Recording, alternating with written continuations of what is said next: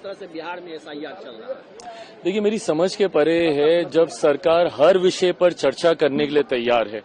आप कीजिए ना, सदन तो चलने दीजिए, पूछिए सवाल, सारी बातें हम लोग बताने को तैयार हैं।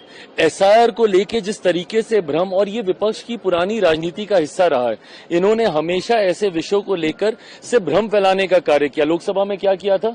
लोकसभा में संविधान खत्म हो जाएगा, लोकतंत्र की हत्या हो जाएगी। आज साल से ऊपर हो गया, हम लोग की सरकार बने, किसका आरक्षण छीन लिया, कौन से संविधान को खत्म कर दिया। इससे पहले CAA को लेकर भी यही फैलाया गया था।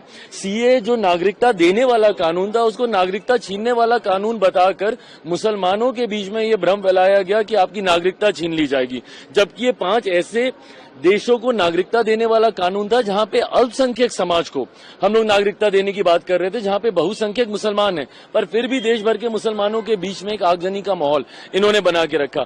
अब वही भ्रम फिर से SIR को लेकर ये लोग फैलाना चाह रहे हैं। भाई, हम लोग भी उसी राज्य से आते हैं, बिहार में, जहां पे सबसे पहले ये हो रहा है, क्योंकि चुनाव अभी 3 महीने के बाद होने वाले हैं। वहां पे हम लोग के भी लोग हैं। भाई, अगर कोई ऐसा विषय आता है, किसी के डॉक्यूमेंटेशन में दिक्कत है, ये लोग जमीन पर तो जाते नहीं है विपक्ष के लोग।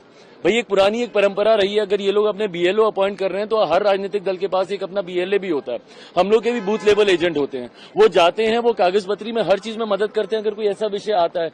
पर सिर्फ भ्रम फैलाना कि नागरिकता छीन ली जाएगी तो आपको डिस्क्वालीफाई कर दिया जाएगा, शिकायत कौन करता है?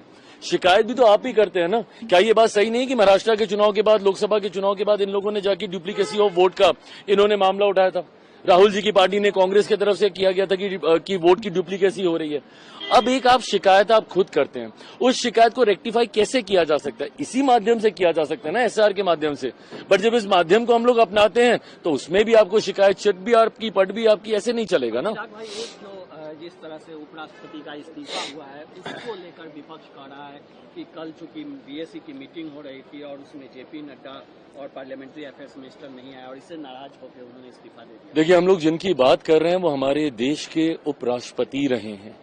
ऐसे में मुझे लगता है कि उनके फैसले का हम सबको सम्मान करना चाहिए, कम से कम इस विषय का राजनीतिकीकरण नहीं करना चाहिए।